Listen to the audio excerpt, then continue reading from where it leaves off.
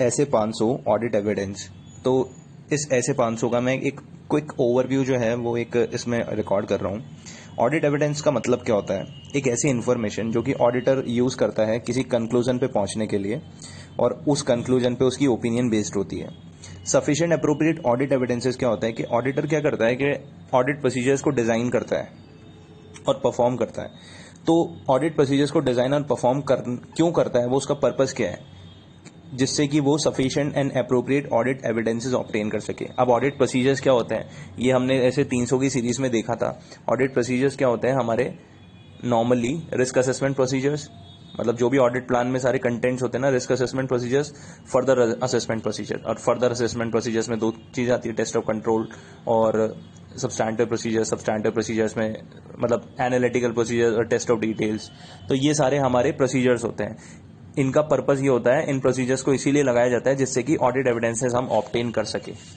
तो audit evidence sufficient होना चाहिए और एप्रोप्रिएट होना चाहिए। सफिशिएंट का मतलब होता है क्वांटिटी, मतलब खूब सारे ऑडिट एविडेंसेस लेने चाहिए आपको जिससे कि सफिशिएंट हो, ठीक है। उसकी दूसरी चीज होती है एप्रोप्रिएट। एप्रोप्रिएट का मतलब होता है क्वालिटी अच्छी होनी चाहिए, उनकी सही प्रकार के एविडेंसेस होने चाहिए, रिलायबल होने चाहिए। उसके बाद आता है सबसे इंपॉर्टेंट इसमें, जिसपे केस स्टडी बन सकती है, कि मैनेजमेंट एक्सपर्ट का मैनेजमेंट जो है वो मैनेजमेंट एक्सपर्ट का काम यूज कर रही है। अब मैनेजमेंट एक्सपर्ट कौन होता है?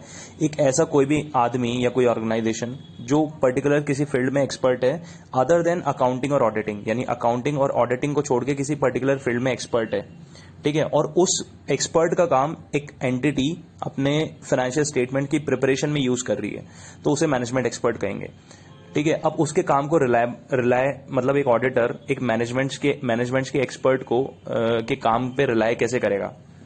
वो 3 चीजें चेक करेगा। CWA, जैसे कॉस्ट अकाउंटेंट का होता है ना CWA, तो CWA क्या वो CWA है कि नहीं है? तो C का मतलब होता है कॉम्पिटेंसी, W का मतलब होता है उसका काम, वर्क, और A का मतलब होता है एप्रोप्रिएटनेस। अब C में ये आता है कॉम्पिटेंसी, कैपेबिलिटी एंड ऑब्जेक्टिविटी। तो सबसे पहले वो उसकी कॉम्पिटेंसी, कैपेबिलिटी एंड ऑब्जेक्टिविटी देखेगा। कॉम्पिटेंसी का मतलब होता है कि भाई उसकी पढ़ाई लिखाई कैसी क्या है, ठीक है, मतलब ढंग से वो एक्सपर्ट तो है ना। कैपेबिलिटी का मतलब ये होता है कि हाँ ठीक है वो कॉम्पिटेंट तो है, पर वो क्या काबिल है क्या उसके? मान ले कुछ चार्टर्ड अकाउंटेंट होते हैं ना जो कुछ कम सैलरी पे काम कर रहे हैं, ठीक है, और कुछ होता है मतलब उनके पास डिग्री तो है लेकिन फिर भी वो उतने कैपेबल नहीं है ना उतना कुछ करने के लिए। तो कॉम्पिटेंसी भी देखी जाएगी, कैपेबिलिटीज भी देखी जाएगी। और ऑब्जेक्टिविटी का मतलब होता है कि वो बायस्ड तो नहीं है, अनबायस्ड होना चाहिए। मान ले कोई रिलेटिव नहीं होना चाहिए मैनेजमेंट का, मान ले मैनेजमेंट का ही रिलेटिव है, ठीक है, तो वो बायस्ड हो गया, तो उसकी ऑब्जेक्टिविटी देखी जाएगी, ठीक है, या कोई पैसा वैसा तो नहीं जीम रखा उसने। तो ये 3 चीजें हो गई। उसके बाद है पहली चीज ये देखेगा competency, capability and objectivity. Second चीज ये देखेगा उसका काम, understanding of the expert work, ठीक है, वो किस एरिया में स्पेशलिस्ट है, ठीक है, उस पर क्या प्रोफेशनल और अदर स्टैंडर्ड्स, लीगल रिक्वायरमेंट्स क्या लग रही है, वो कौन से अजम्पशंस और मेथड्स को यूज कर रहा है, और कुछ एक्सटर्नल और इंटरनल डेटा अगर वो यूज कर रहा है तो उसका क्या नेचर है। और तीसरी चीज में उसको देखेगा कि भाई एक्सपर्ट का जो काम है वो एप्रोप्रिएट है भी कि नहीं है, ठीक है। तो evaluate the appropriateness of the expert work, तो CWA चेक करेगा। तो यहां पे केस स्टडी बनेगी। उसके बाद इसमें आता है कि अगर मान ले हम ये देख रहे हैं कि जो ऑडिट एविडेंसेस उसने ऑब्टेन करे वो रिलायबल होने चाहिए। अगर मान ले वो रिलायबल नहीं है, मतलब मैनेजमेंट एक्सपर्ट, जैसे मान ले ये मैनेजमेंट एक्सपर्ट है, उसमें उसको तीनों में से कहीं कमियां लगती है, तो उन ऑडिट एविडेंसेस को रिलाय नहीं करेंगे हम, मतलब ऑडिटर रिलाय नहीं करेगा, तो इनकंसिस्टेंट हो गए। तो उस केस में ऑडिटर क्या करेगा, वो अपने ऑडिट प्रोसीजर्स को मॉडिफाई करेगा अकॉर्डिंगली। तो मतलब एडिशनल प्रोसीजर्स लगाएगा, उससे बोलते हैं हम एक्सटेंडेड प्रोसीजर्स लगाना।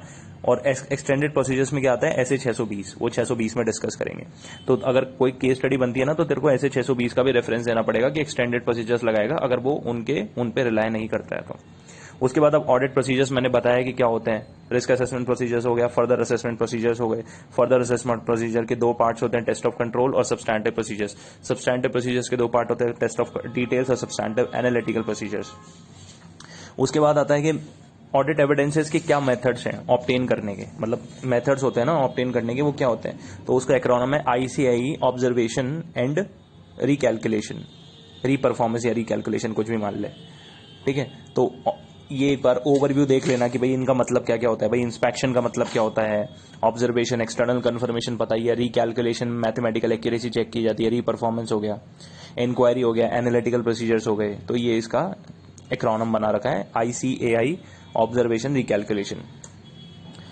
अब अपन कब कहेंगे कि ऑडिट एविडेंसेस रिलायबल है, कब कहेंगे हम ऑडिट एविडेंसेस रिलायबल है? तो यार तू खुद जानता है कि अगर मान ले आउटसाइड मतलब एंटिटी के बाहर से अगर हमें ऑडिट एविडेंसेस मिले हैं, ठीक है, तो वो ज्यादा रिलायबल है।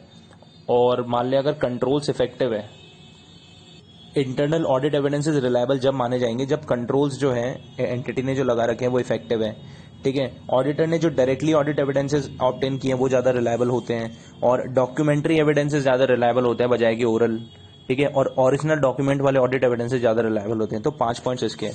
तो ऐसे ये हमारा ऐसे होता है खत्म, लेकिन इसका एक ओवरव्यू है, मैंने एक बार जब तू पढ़ेगा ना तो तेरे को समझ में आ जाएगा, लेकिन ये सारी चीजें इसमें कवर अप की गई है।